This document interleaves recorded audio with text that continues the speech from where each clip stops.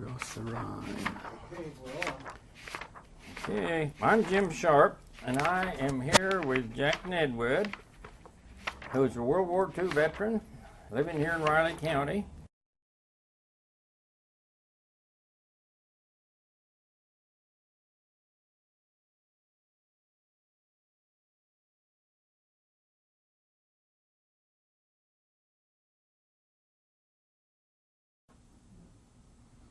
It says REC. Okay, now it's recorded.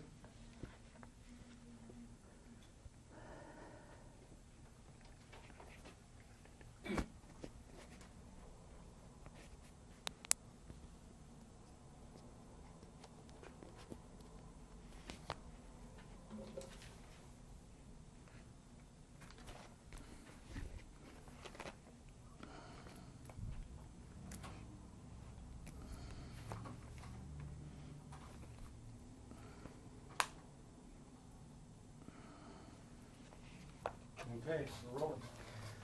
I'm Jim Sharp, and I'm here with Jack Nedwed, a Riley County World War II veteran, and he's here to be interviewed regarding the Riley County World War II Vets History Project. This is August 25th, 2003, and we're here at the Riley County Courthouse East Annex. Hold her a second. This son of a gun isn't recording up here now Oh. for some reason. Did it go off, Bish? But when you said go, had it wonder if it flipped off? If it's inactive, what? Pause here.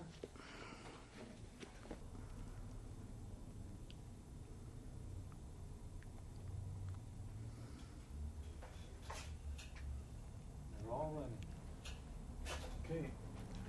I'm Jim Sharp, and I'm here with Jack Nedwed, who is a Riley County World War II veteran who has agreed to be interviewed on this project. Also here is Al Edwards, who's on the camera. And we're at 115 North 4th Street in the East Riley County Courthouse Annex.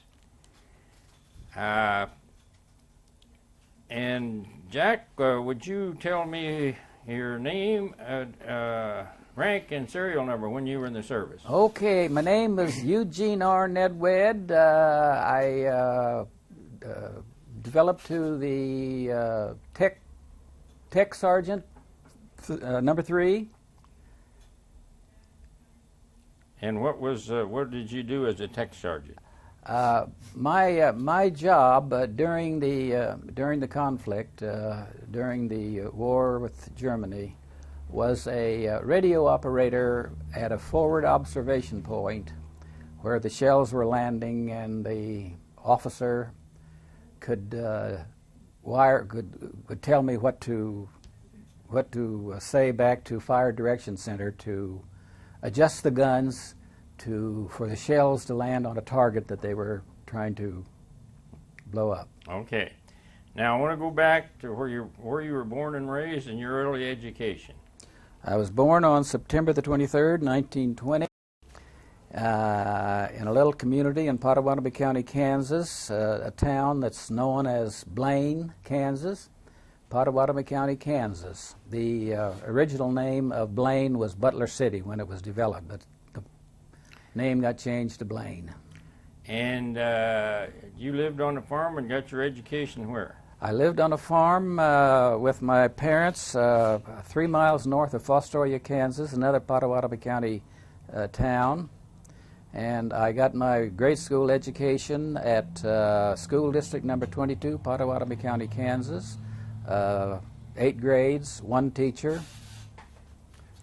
And then you went on to high school? I went to high school then in Fostoria. We lived 3 miles north of Fostoria, and I started high school in 1934, and I graduated in 1938. And how many kids? In high school, we had, when I graduated in 1938, there was a total of 22 students in the 4 grades. What kind of sports activities were you in high school? The only, we had a track team. We didn't have football, we didn't have baseball, but we did do track with different little towns in the county. Now, you went back to the farm, or did you stay on the farm for a while after you graduated from high school? Yes, until I I got married, and I was operating a service station prior to going into the Army. And where? In Fostoria. In Fostoria. So, when did you go into the Army? I had to sign up for the draft whenever the draft came into being, and I was finally drafted in early November, and I went to Fort Leavenworth to take a physical examination, and they found out that I could breathe and I could see. I passed. That was about the result of the. Now, where were you on December 7th, 1941, and what were you doing? December the 7th, 1941, I was operating a service station in Fostoria, Kansas. It was a company-owned station, and the name of it was, the name of the company was Saucony Vacuum. The Flying Red Horse was the emblem that, at that time, it's now Mobil, and now it's Mobil and another oil company combined. Well, what happened to the service station when you went to the service? I sold it. An old fella that didn't qualify for the draft took it over. Now, when you got your draft notice, did they have any going away parties or anything like that prior to going to the service in those days? Oh, no. We were instructed when we got our notice. We were instructed to go to a town in Potawatomi County. It was Wamego, and we got on a train and we went to Leavenworth, where they went through the physical examination to see if I was capable, see if I could shoot a gun and, as I said, breathe and see. That was the requirement to pass. How long were you at Fort Leavenworth, and where did you go? Well, from there? as soon as you were sworn in, they sent you home for 2 weeks to take care of any business that you needed to have taken care of. And I reported back at the end of November of 1942. Okay. Now, what were your first vivid memories of service? Leavenworth, or where did you go from there? From Leavenworth, I took my basic training at Camp Roberts, California, from early December until the end of early March, 3 months. And I was trained during that 3-month period of the usual that every GI went through to exercise, forced marches, etc., etc. But I was trained to learn Morse code. But it's a training that I never used after that. All of our communication was by radio. So we never used Morse code. But I learned how to make the flags. I learned how to what the Navy uses with their lamps and all of that, but never did use that. Do you have any vivid memories of arriving at that training camp or the training that you went through? In basic training? Yes, I sure do. Tell us about a couple of them. Well, the hardest thing, it was Camp Roberts is about 40 miles from the ocean in California, and it's a rather hilly area. And we'd march every day. I don't care what the weather was like. We'd march every day. And I can remember we had to run up a real steep hill to get back to our staging area, and we had to put our gas masks on. And I'll tell you, that peters you out. You just can't get your breath in those things. And I remember those things. I remember bivouacs.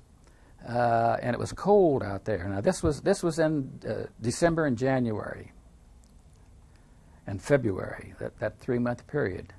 And even though it's California and you think it's warm, it's not. It's rather raw.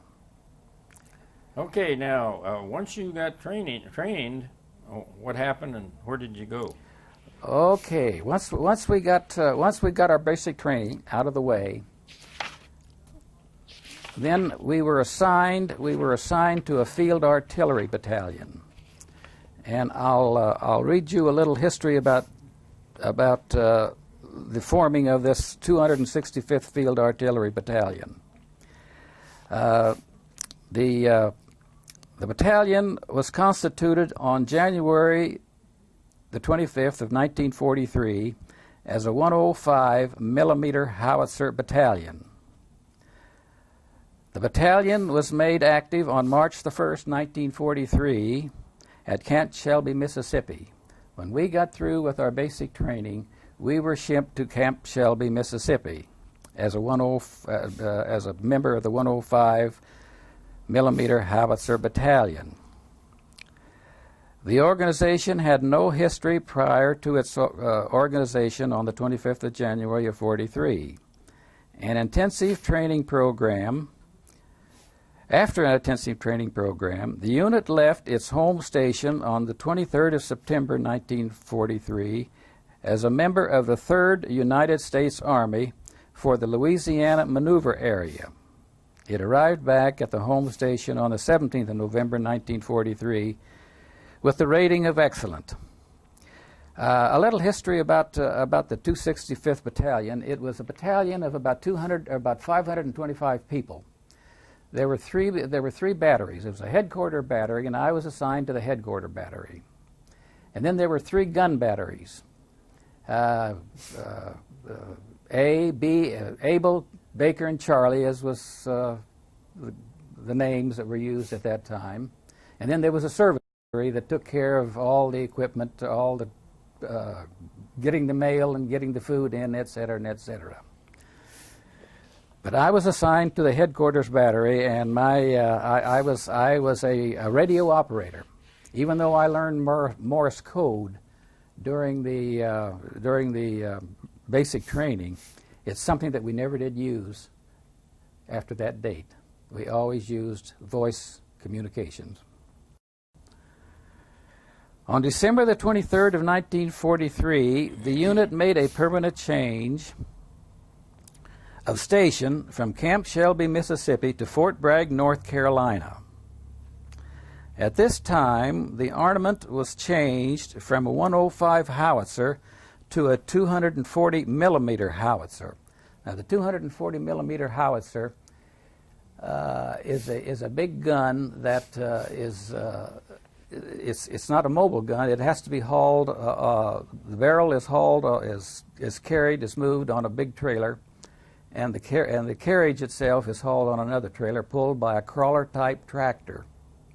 It wasn't something that you could move, at a moment's notice.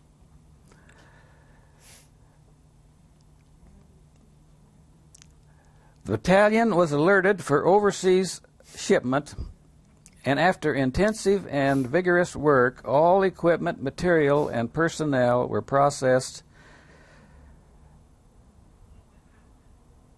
inspected, and made in readiness for shipment.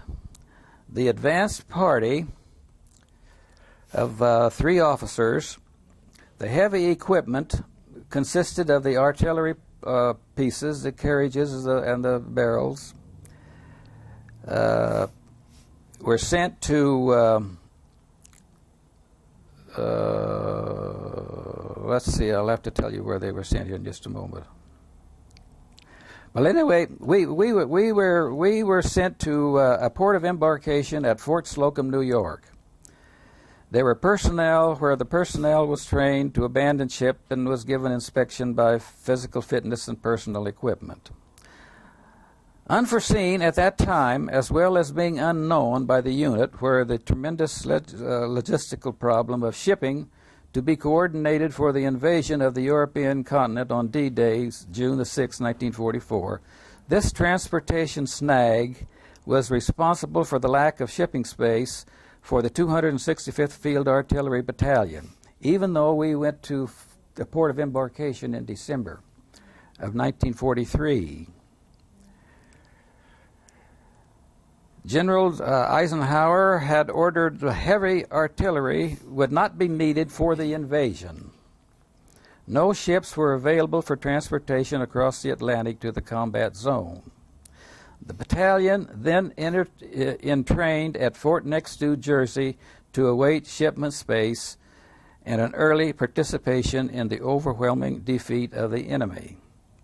So we spent from late December of 1943 to August of 1944 before we were sent overseas. And the only thing that we did, our guns had already been shipped to, I was going to say Sweden, but that's not right. They were already shipped, and so they were over there 8 months before we got there. Well, now, so you embarked on a ship where? Out of New York? Mm-hmm. Go overseas? Mm-hmm.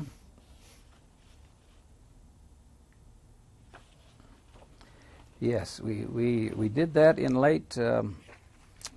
We embarked. We embarked. Well, August 44. You said you were there till 40. August on August the 40th. We left the United States at a New York port in late July. And it took us 11 days to get to Liverpool. And we were in a group of other ships of other units.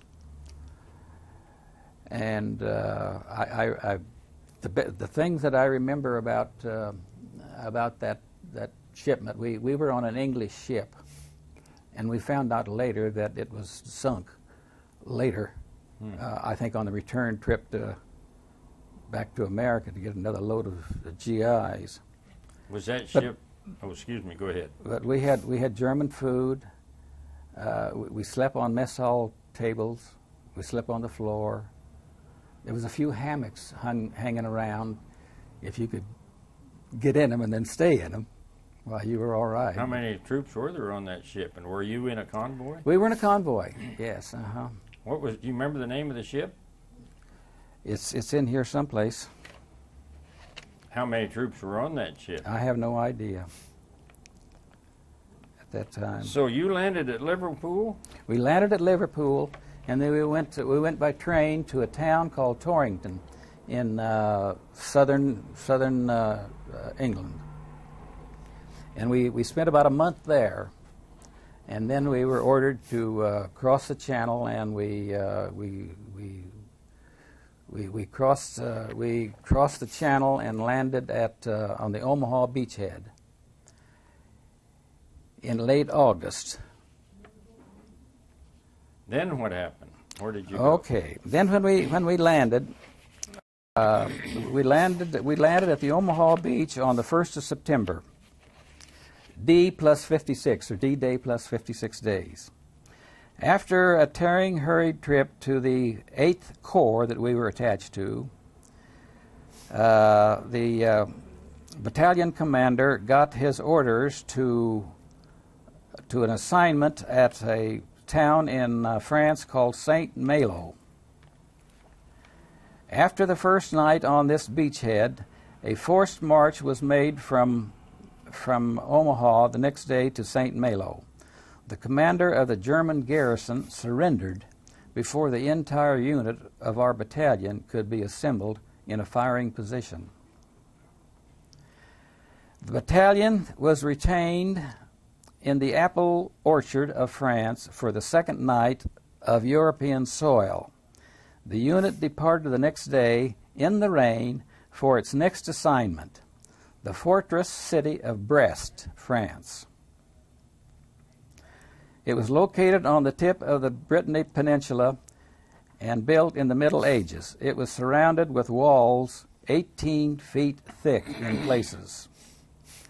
In another apple orchard near another town in France, the 1st Battalion CP, the gun positions were hidden in and around and now famous hedgerows of Brittany.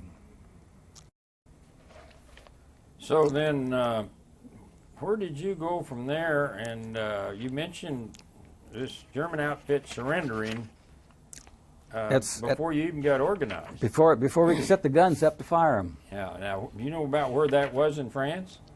Yes, It was a town called Saint Malo. Saint Malo. Saint Malo. You mentioned that.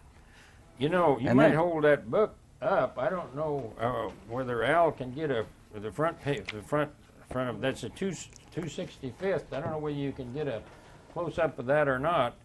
The 265th in Europe, and I'm sure that's probably available in some military history museum somewhere. Sounds like there's a lot of interesting things in there. Well, now, we're into August, September of 1944. Where did you go next? We went to Brest. Oh yeah, that's back along the coast. That's right on the coast. The Germans had some submarine pens down there that were giving the shipping problems, and we set up our guns there. I think we were the only field artillery battalion at that location. We saw a lot of bombing from B-24s and B-25s. I saw a lot of planes go down in smoke, you know, that. And at that time, that was our first contact with the enemy. And since I was a radio operator at a forward observation post, and I was sent up with a captain to see where the shells were landing on a particular target that we were firing on. And the officer would tell me what if a round landed maybe 100 yards over the target, or 100 yards to the right, or 100 yards to the left. He would tell me what to send back to the Fire Direction Center, so the Fire Direction Center could notify the gun batteries to adjust their guns to change their whatever they needed to change on the guns. I was never involved with a gun battery. I was assigned to the headquarters battery, and then we would the Germans would have guns, artillery pieces, on elevators, and they'd bring them up out of the ground and fire them. You'd see a puff of smoke, hear them go off, because we were located not more than a mile from where they were. And then there'd be another barrage come in from our guns. How long did this battle go on before you took this lasted about 2 weeks, and then they finally surrendered. Then what? And then after they surrendered, then France was completely overrun then. So we started across country, going north, and we went to Paris, and we went to Luxembourg, we went to Belgium, and we went to Holland. And at that time, then while we were at Brest, we were assigned to the Third Army. A change of army was made at that time, and we were assigned to the Ninth Army. And the British were immediately to the north of us, to our left. Then, once you got assigned to the Ninth Army, did you start progressing across Europe, or what was your next step? Well, we went, as I said, we went from Brest all across France into Belgium, Holland, and Luxembourg, and we spent, and that was we got into Holland in early November, and it was wintertime up there, a lot of snow, and our lodging was usually in old castles, and there was plenty of them around there. In fact, I stayed in a cave. I never did stay in a castle. I was in a cave, pretty close to the kitchen, where I could get chow. And and then during the winter months, there was a lot of activity. We were where the buzz bombs were going over. And if you never heard a buzz bomb, the motor on those planes that carried those charges sounded like a Maytag engine. It was a put put put put put put put put put put put put put. And once they stopped, you knew he was going to land someplace, and one of them did. And I'll tell you, it sure shook the plaster. And I was sleeping in a basement at that time of an old bombed-out house. But well, you're talking about the winter of 1944 or 45, it sounds like. Yeah. Mm-hmm. And so during that era, you weren't too far from the Battle of the Bulge, were you? The Battle of the Bulge was about 15 miles from where our guns were set up. We had 3 gun batteries, and there were 2 guns in each battery. And when we went from the 105 howitzer, when we first were organized as a field artillery battalion, and changed to the 240 millimeter, then we had a bigger gun, and it was a gun that would take about 2 hours to assemble and 2 hours to disassemble if you had to move. And that was during the Battle of the Bulge. That was the only time we wired our guns to blow them up in case we were overrun. Of course, we weren't. But yes, we were very close. I myself didn't realize that we were in danger at that point, but we were. Well, were you able to bring your guns to bear on the Germans as they were advancing in the? No, not too much. Because once then, the Germans were retreating so fast that we couldn't keep up with them. We were always about. Well, I mean, during the Battle of the Bulge, when they broke through there for 15 or 20 miles, and you weren't too. But far. I don't know whether our guns ever. There was no forward observation post at that force. I see. So then, after that, then you're about ready to jump into Germany, to move through Germany, aren't you? Your next step forward? Mm-hmm. Yeah, we finally went to Baysweiler, Germany, and then we crossed the Rohr River. The Battle of the Rohr was when the Battle of the Bulge was, and after that was over with, why we never really got to set up our guns because we were too far behind the lines by the time that they were in. We could use them. Mm-hmm. And then we finally got up to the Elbe River, just about 60 miles west of Berlin, when the war was over. I don't know whether we ever fired anything after that, or. You actually reached the Elbe before the war was over, then. Mm-hmm, mm-hmm. And I know the Germans were trying to surrender. I can remember I was detailed to be a marker for our convoy, to turn, if they wanted to leave a certain highway and so on and so forth. And I can remember German soldiers. All they had on was an overcoat and their uniform and no headgear, wanting to surrender. Because once they surrender, if you took them as a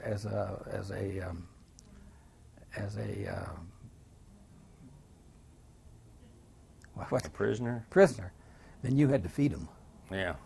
So there was all kinds of prison camps around, where they just no cover, just an open area with barbed wire fence around it to keep the prisoners. And that the last 2 months of the war, 3 months of the war, particularly the 3 months prior to May the 6th. Yeah.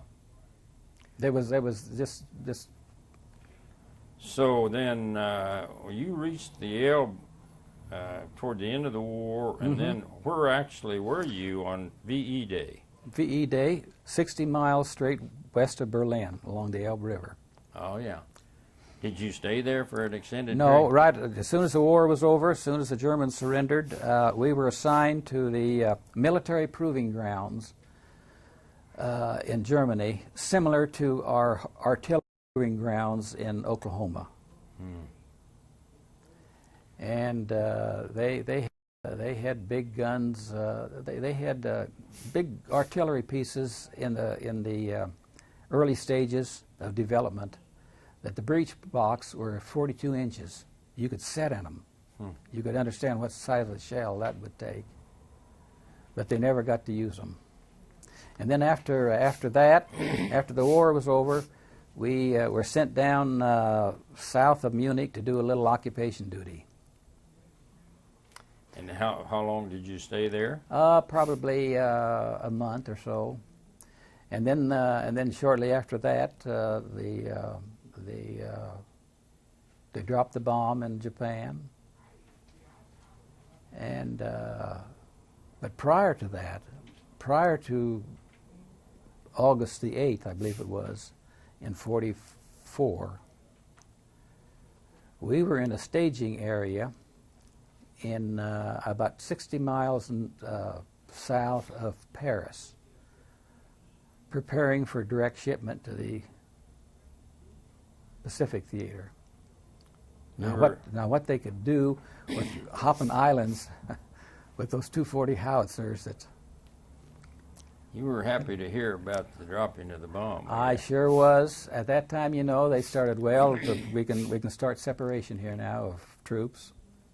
And I had enough points to go home. I had, I think at that time, you got 1 point for every year that you were in service statewide, and you got 2 points for every month. Every month that you were in service, you got 1 point while you were stateside, and you got 2 points while you were in a combat area.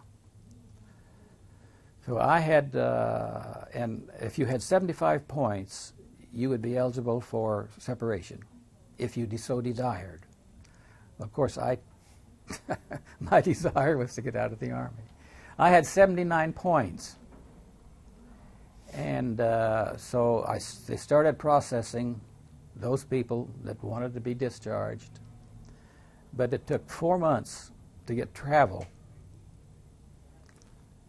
from France back to New York. And we didn't do anything that 4 months except get up and roll call and police the area, and that was it. And go to the Red Cross and eat donuts and drink coffee. Well, now, so where did you embark ship to come home? Marseille. Marseille. We got on a Liberty ship. And when was that? That was the 20. That was in about the middle of November. So. And it took 13 days to reach New York. And oh boy, that was a happy time. It was about 2 or 3 o'clock in the morning when we got to New York. And of course, there was a big welcome. You know, you remember probably that the music playing and the ships out beside you welcome you home, and girls singing and dancing. And then we sent back then to Fort Dix, New Jersey, where we spent 8 months before we got to go over. And then just before the end of November, we were shipped to Camp Chaffee, Arkansas, where I was discharged on December the 3rd of 1945. Now, before we leave your military service, could you tell me about any particular event that stands out in your mind as an exciting, interesting, or historical event that you've remembered? Well, the thing that one thing that really put the fear in you was the German 88s that would fly over, and there was a lot of them flying over, particularly when we were up in Holland, because they was quite active then, before the Ruhr pocket development. Another thing that I remember was the mud and the snow. You would try to walk, you know, and you'd maybe sink in 4 or 5 feet, and try to pull your foot out. You know, there was suction there. You couldn't pull it out, and it was cold. Did you have tents? Foxholes? No. Or I'm sure we had pup tents with us, but we never used a pup tent. We usually stayed in a bombed out residence, because all those towns, you know, were just bombed to flat on the ground. And but no, we just seeked shelter wherever we could find shelter. Now, with a unit of 525 people and 3 gun batteries and a service battery and a headquarters battery, we were never in a concentrated area. We were, maybe the headquarters battery would be 5 miles from the gun batteries. And our only communication was telephone. We had a wire crew that would hang those wires up, you know, on anything that they could hang a wire on. And anytime we moved our guns, anytime we moved, there would have to be 2 people on each carriage to raise those wires, so the trailer that carried the barrel and the carriage that carried the other part, raise those wires so they could get under them. And once in a while, we'd lose a man. He'd maybe get tied up with electric wire and get electrocuted. Now, we've seen your 265th history. Do you have any other mementos that you might want to tell us about? Well, I know we didn't lose very many men. We have some men that lost their lives by carelessness. Mm-hmm. During a lull in the fighting, they might get in a jeep or some vehicle, you know, and go out exploring and run over a mine and get blown up. But actually, during combat, we lost very, very few men. Very, very few. We lost more from just carelessness. Okay, we've got you discharged now. Unless there's something about the military that you might, something else about your military career. At this time, I can't think of any that... well, let me ask you one final question, though. How or what kind of an impression, long-lasting impression, did the military experience that you have on you? Did it have a long-term impact?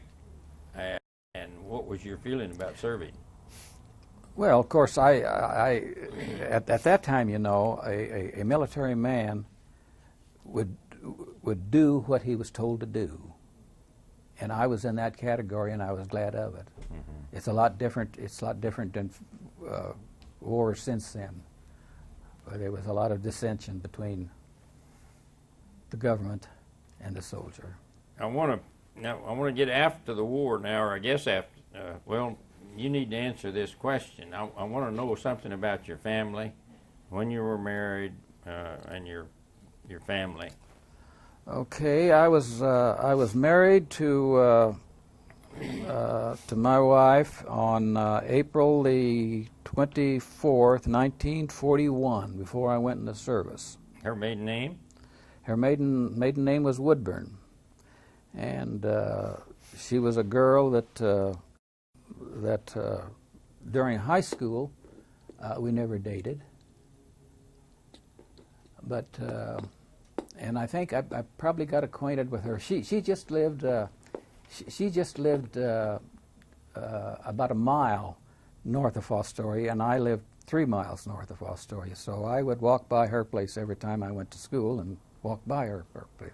But she didn't mean anything to me at that particular time. I had another girl. But and the reason, I guess the reason I got acquainted with her was after I got out of high school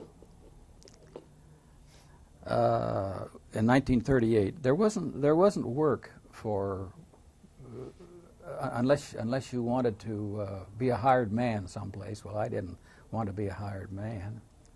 I grew up during the Depression, during the 30s. I never shucked an ear of corn in my life because we didn't the dry weather during the Dust Bowl days, and we didn't have any crops. We cut a lot of wheat. I shocked a lot of wheat. But myself and 3 other guys decided we'd go to Colorado in 1937. That was before I got out of high school. And we went over on the western slope, over west of Grand Junction, Colorado, in the peach country. And you gotta when you wanted to work, you worked by the amount of fruit that you picked and the hours that you worked if you worked in an alfalfa field or something. But the going wages was 25 cents an hour, and you got 4 cents a bushel for picking peaches or picking fruit. And if you could pick 100 bushels of apples or peaches in a day, that was a good day's work. Or if you wanted to work in the alfalfa fields, why, you could get $4 for labor like that. Mm-hmm. Now, I picked peaches, but I never could pick 100 bushels of peaches a day. I picked 82 one day, but that's the most I ever picked. But getting back to meeting my wife, we got you married in 1941, was that right? Yeah. Or was she during the service, or your service? She was with me while I was in the States. Oh. She. In fact, when I went to basic training out in California, I called her in mid-December and told her to come. So she came out, and of course she had to. When I was shipped out from Camp Roberts to Camp Shelby, Mississippi, she went home. But when I got to Camp Shelby, Mississippi, I called her and I said, "Come on down to Camp Shelby, Mississippi." So she was in Camp Shelby, Mississippi. She was in Fort Bragg, North Carolina with me. She was in New York and New Jersey with me. The 6 months that we were at Fort Dix, where we didn't just do nothing. I'd get a pass every night and go into town. And now, tell me about your rest of your family.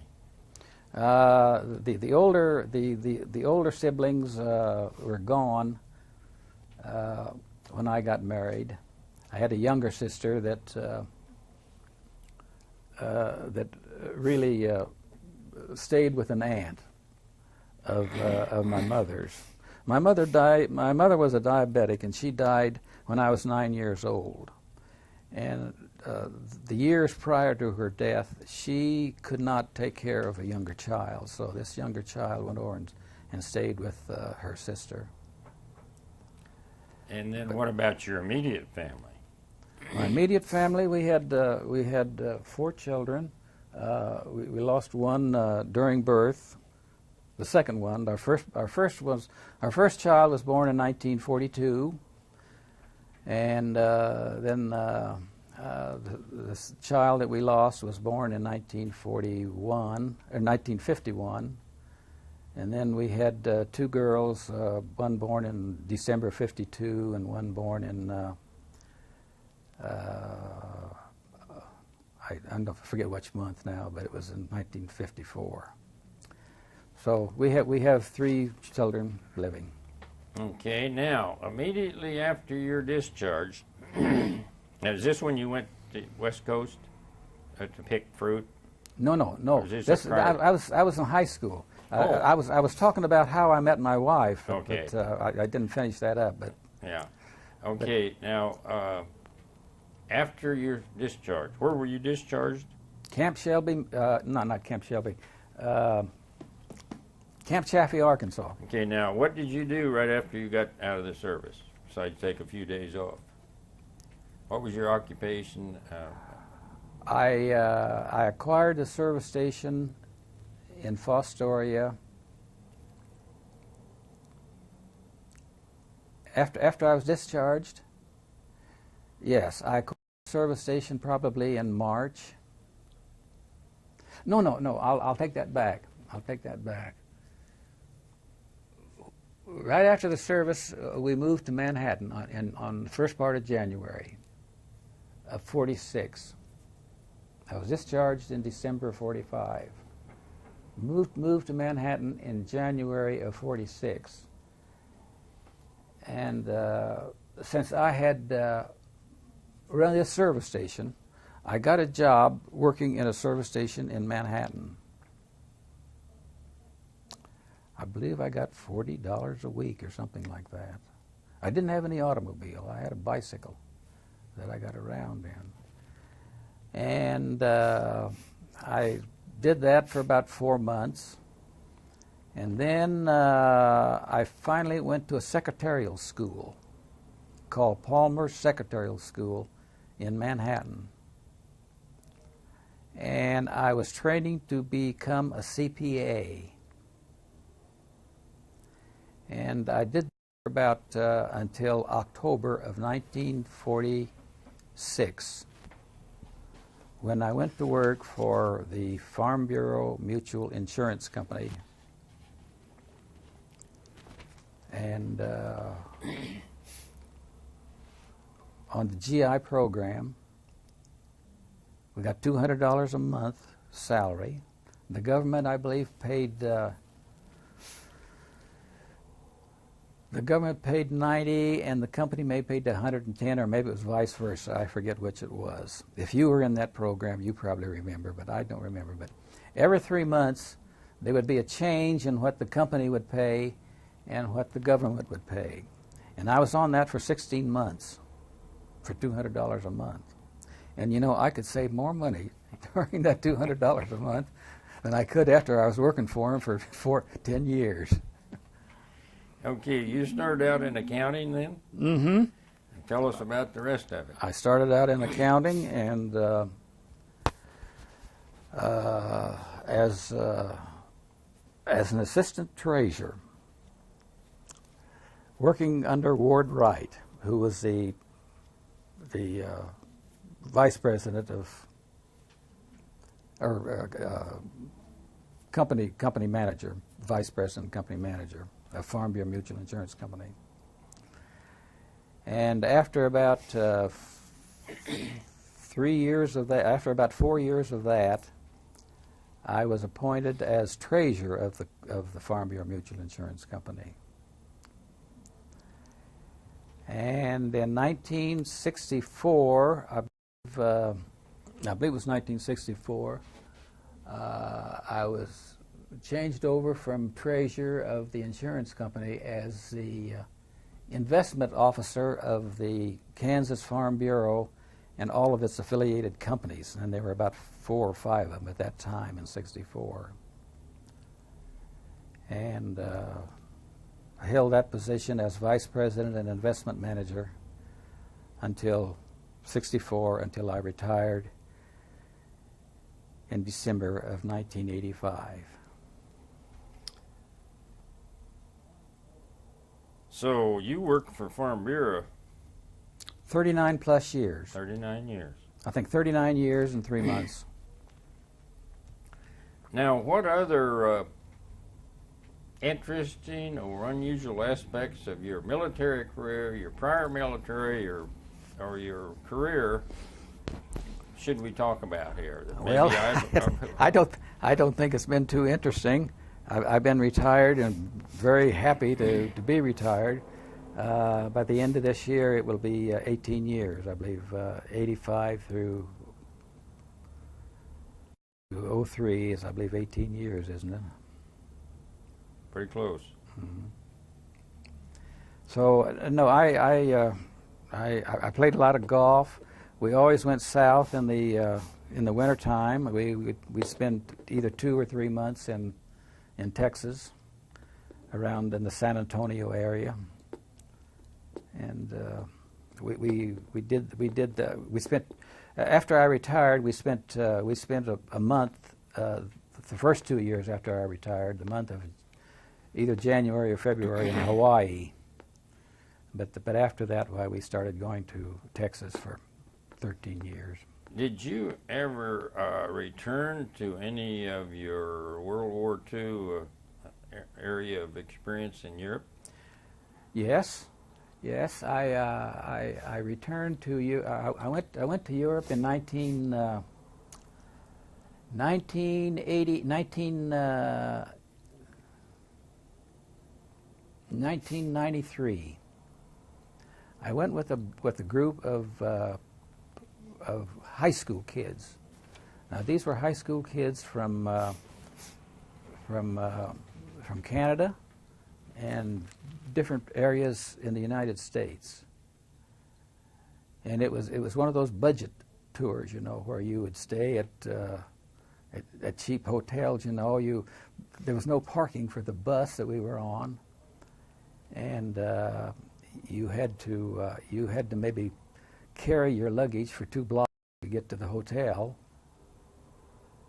And but we were of the older group, and there was plenty of young kids that would help us with our baggage. And these hotels would not have any elevators in them, and you were either on the 2nd or 3rd or 4th floor, you know. And but, well, what other? We're kind of winding down. Is there anything else that we need that you think of that we need to talk about here? I can tell you what the Army said that I was capable of doing while I was in the military. Well, I was going to ask you, did your unit or you personally receive any kind of decorations or anything? Yes. The Good Conduct Medal. Everybody received a Good Conduct Medal. Yeah, let me take a look at here.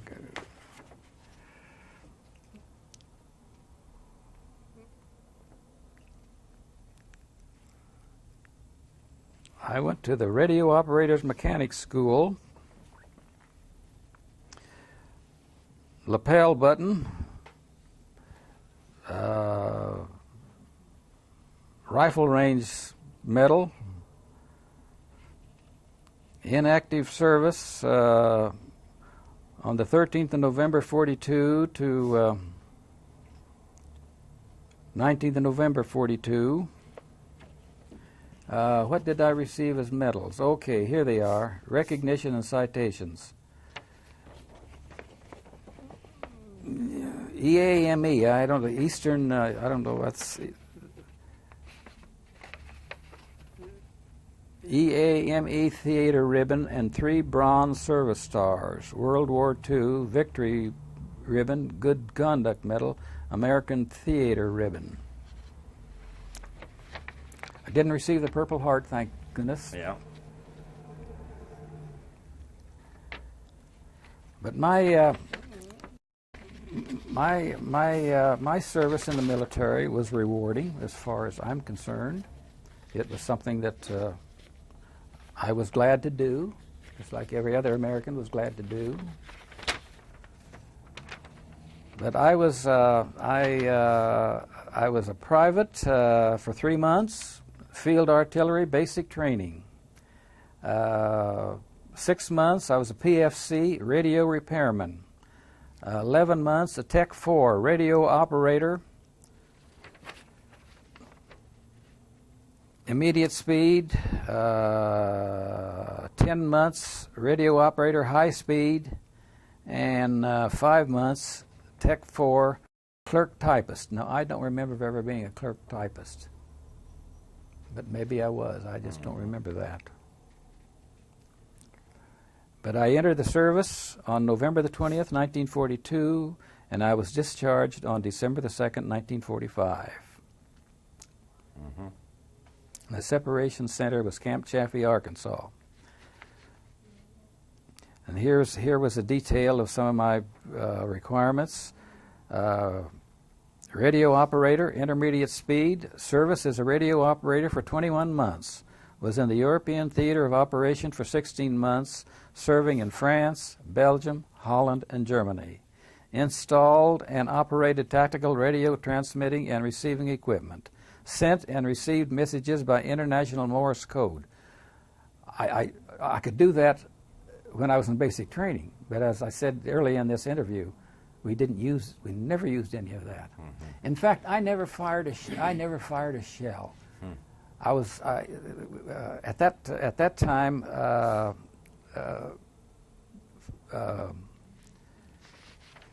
field artillery personnel were assigned to carbine. But I still had this. When I got out of the service, I checked in all the bullets that they gave me when I went into the service. Oh, we do. Well, So my life in the Army, it wasn't too exciting. I was in danger, sure, but I didn't know about it. well, it sounds like it's been an interesting experience, and one that you remember a lot about it, and it's The things that I remember was those buzz bombs going overhead, and a jet plane. and dog fights were always interesting, and we'd get out of our foxhole, or out of our wherever we were staying, on a cover to watch them. Now, why we would done that, that's dangerous to do that. Just like this picture here. Did you see this picture? That here's a picture of here's a picture of a German plane being shot down. Oh yeah. And it landed about 300 yards from where I was. That's not very far. I don't think you can And pick that up, can you? Can you? And before that soldier stopped rolling, the American soldiers were over there picking these guns and picking these boots and just anything that they could pull off from him. Well, that's interesting. Well, our time is up, Jack, and we certainly appreciate you coming in here and visiting with us. And we want you to know that we have a tape, or we'll have shortly. We'll have a tape that you can take home, and your family can view the interview. Well, that will be interesting when Yeah. when our kids get together at Thanksgiving time. I'll show that to Well, them. that's going to be great.